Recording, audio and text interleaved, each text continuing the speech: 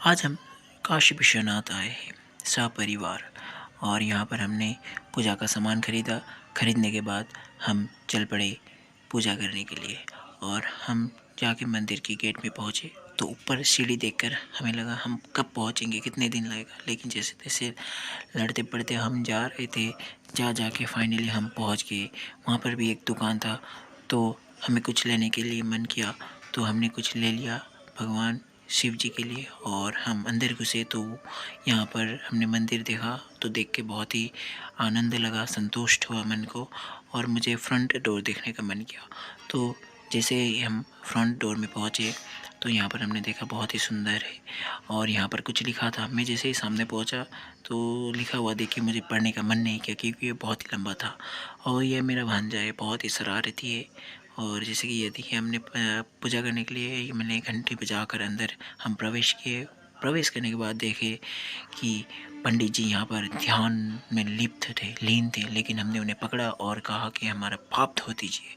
तो पंडित जी तुरंत मान गए और मानने के बाद उन्होंने कहा आपका पाप तो यहाँ पर मैंने थोड़ा बहुत धो दिया, लेकिन आपको पूरा धोने के लिए आपको ब्रह्मपुत्र में डुबकी लगाना पड़ेगा।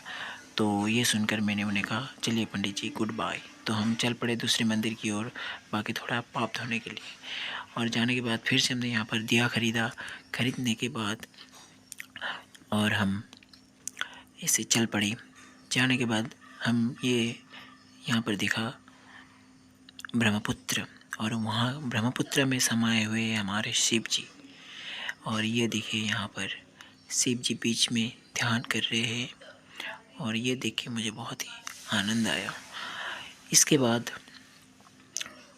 मैंने सब तरफ देख लिया तो पंडित जी ने यहाँ पर कहा था डुबकी लगाने के लिए। तो जो मैंने कहा पंडित जी को वो अभी लग रहा है कि मैंने सही कहा।